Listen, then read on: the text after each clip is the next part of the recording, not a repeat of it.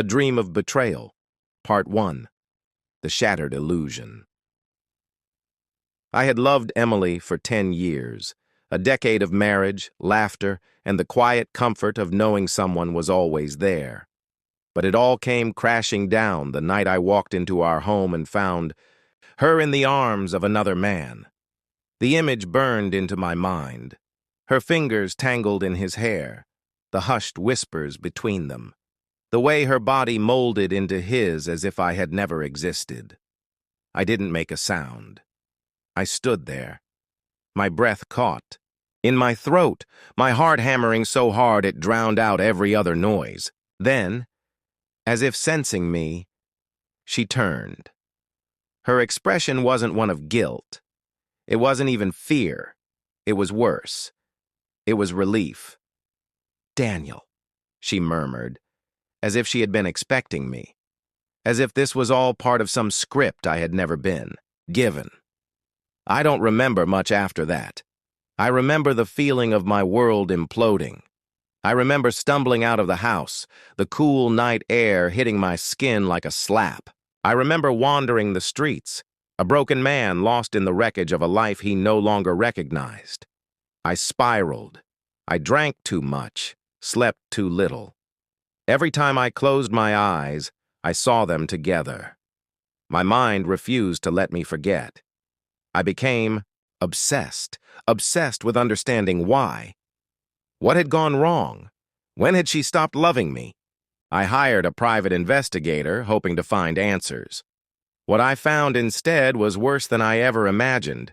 Emily hadn't just been unfaithful. She had been planning to leave me, quietly siphoning money from our joint accounts, building a life with him while I remained blissfully unaware. Everything we had built was a lie. The night I confronted her, I barely recognized myself. My voice was raw, my hands shaking as I demanded to know the truth. But she only looked at me, her eyes cold.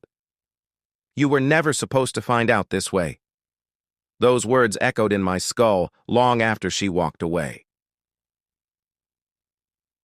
Part 2. Awakening. I woke, up with a gasp, my body drenched in sweat.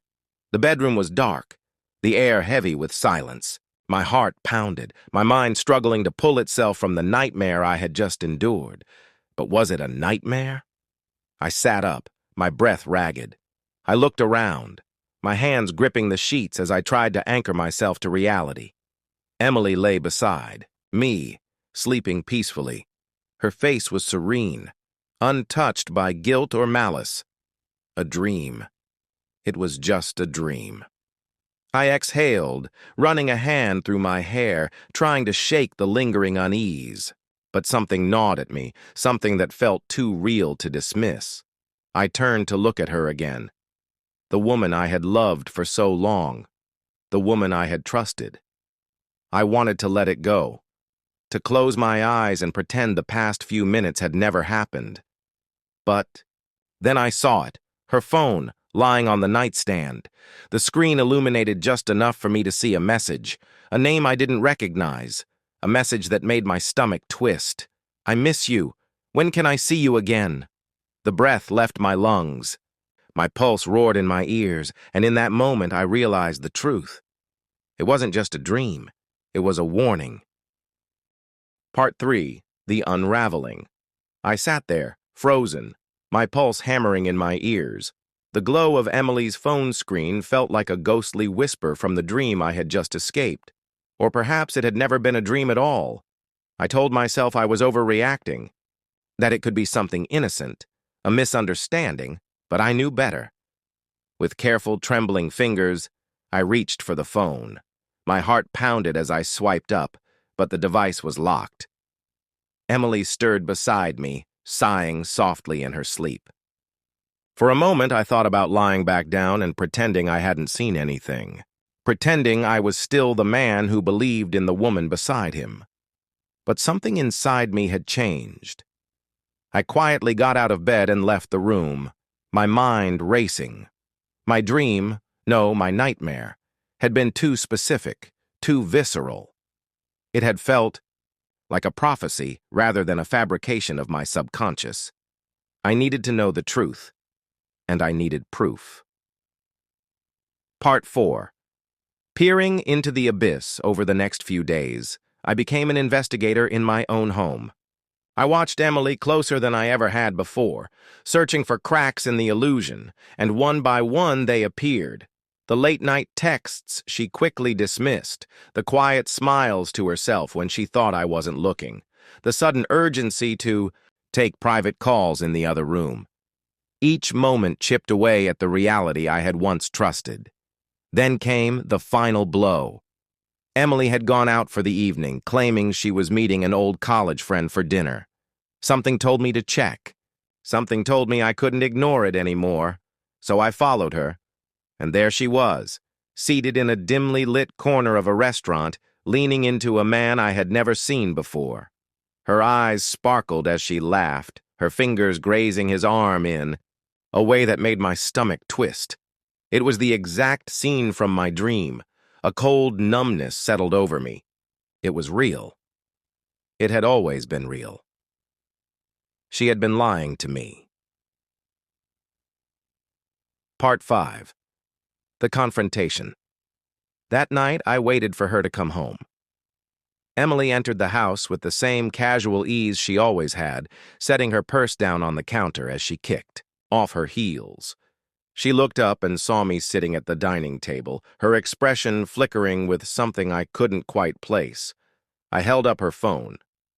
"I saw your message." She didn't ask which message. She didn't even pretend to be confused. Instead, she let out a slow breath and sat across from me. "How long?" My voice. Part 5. The confrontation. Emily exhaled slowly, her eyes scanning my face as if searching for the right answer, the one that would do the least damage. "How long?" I repeated, my voice low and steady. She swallowed, then looked down at her hands. "A few months. A few months." The words echoed in my head, colliding with the years we had spent together. The anniversaries, the quiet mornings, the laughter we once shared. It all felt like a cruel joke now. "Who is he?" I asked. She hesitated, and for a moment I thought she wouldn't answer. Then she met my gaze, her expression unreadable. "It doesn't matter." I let out a bitter laugh. "It matters to me." She sighed, rubbing her temples. "His name is Ryan. We met through work." Of course, I should have known.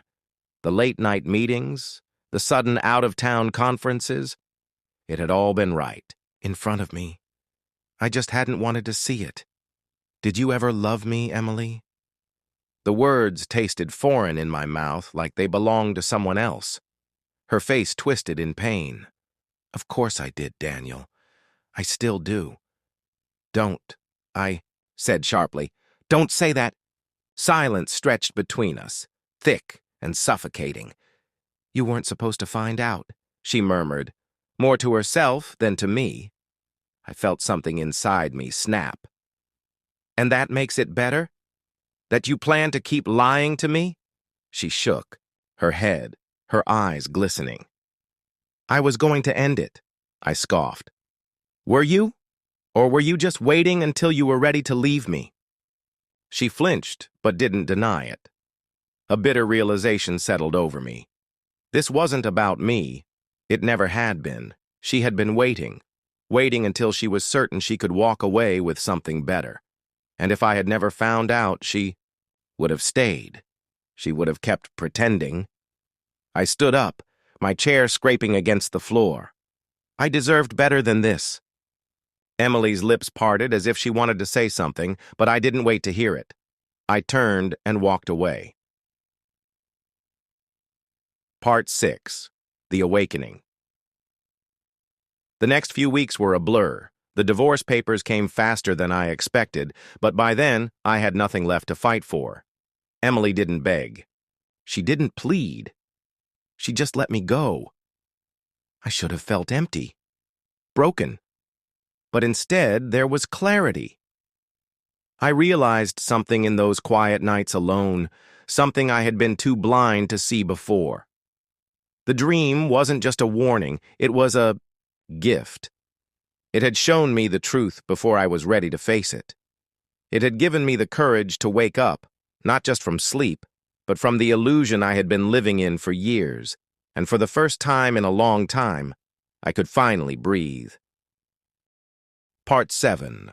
Rebuilding from the Ashes. The days after Emily left were eerily silent. The house, once filled with laughter and whispered conversations, had become a hollow shell of what it once was. At first, I thought the emptiness would break me. I thought I would drown in the quiet, lost in memories that refused to let go. But something strange happened instead. I began to heal. It wasn't immediate. There were nights when I still reached for her in my sleep, only to wake up to cold sheets and the reminder that she was gone. There were moments when I caught myself wondering what she was doing, whether she missed me, whether she regretted any of it. But as time passed, those thoughts faded. I focused on myself in a way I never had before. I picked up old hobbies I had abandoned for the sake of our marriage. I started running again, feeling the burn in my legs, the rush of air in my lungs, a reminder that I was still alive, still moving forward. I reconnected with friends I had lost touch with, people who reminded me of who I was before my world had revolved around Emily. And most importantly, I stopped searching for answers. Some betrayals don't come with neat explanations. Some people cheat not because they lack love, but because they lack something within themselves. Emily's affair had never been about me. It had been about her. Part 8. A new beginning. One evening, months later, I found myself sitting in a cafe, sipping a coffee as the city buzzed around me. I wasn't thinking about Emily. I wasn't wondering where she was or whether she had found happiness with Ryan. For the first time, I was simply existing, and it felt good. That's when I saw her. She was seated at a corner table, flipping through a book, her expression one of quiet concentration. She wasn't the most beautiful woman in the room, but something about her caught my attention. The way she chewed on the end of her pen as she read, the small crease in her brow when she reached an interesting passage. She looked up suddenly, her gaze meeting mine. I expected awkwardness, a moment of embarrassment. Instead, she smiled, a real, genuine smile. And just like that, something shifted. For the first time since my marriage ended, I felt something other than pain. Hope. I smiled back, and just like that, my story began again. Part 9. A second chance. I hesitated for a moment, fingers tightening around my coffee cup. The easy thing to do would be to look away, to let the moment pass and convince myself that I wasn't ready. But I was tired of letting fear dictate my life. So I stood up. The woman, still engrossed in her book, didn't notice me approach until I was only a few steps away. She glanced up, her brow lifting slightly in surprise. "Mind if I join you?" I asked, my voice steady but uncertain. She tilted her head, studying me with quiet curiosity. Then she smiled again, the kind of smile that made me feel like maybe, just maybe, I was making the right choice. "Sure," she said, closing her book and setting it aside. "But only if you tell me your name first." I chuckled, the sound foreign yet welcome. "Daniel." She extended her hand.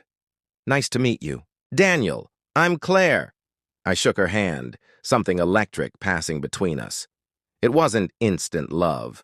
It wasn't the kind of overwhelming, all-consuming infatuation I once mistook for something deeper. It was something better. It was a beginning. Part 10. Facing the past. Over the following weeks, Claire and I fell into an easy rhythm. We met for coffee, then dinner. Conversations stretched into the early hours of the morning, laughter filling spaces I had once thought would remain empty forever. She never pried into my past, and I never rushed to tell her. But one night, as we sat on a park bench overlooking the city, I knew it was time. I was married, I admitted, staring at the distant skyline. Claire didn't look surprised. What happened? She cheated, I said simply. For months. I only found out because of a dream. A dream? She echoed, intrigued. I nodded. I woke up feeling like she had betrayed me, like I had already lived through it. And then I found proof. Claire was silent for a moment. Then she said, "It sounds like your subconscious was already trying to warn you." I let out a breath, the weight of my past no longer suffocating. Yeah, maybe it was. She placed a hand over mine, her touch grounding. I'm glad you listened. And just like that, I realized something. I wasn't just surviving. I was living again. Epilogue, the final awakening. Months passed, and with them, the last remnants of my old life. The divorce became a distant memory, and so did Emily. One afternoon, I received an email from her. No apologies, no explanations. Just a single line. I hope you found happiness. I stared at the message for a long time before closing it, without responding. Because the truth was, I had. For the first time in a long time, I had woken up. Epilogue. The final awakening. For the first time in a long time, I had woken up. And this time, I wasn't waking up to heartbreak. I wasn't waking up to betrayal. I was waking up to something new, something real. Claire and I built something. Slowly. I had rushed into love before, mistaking passion for permanence, mistaking devotion for security. This time, I took my time.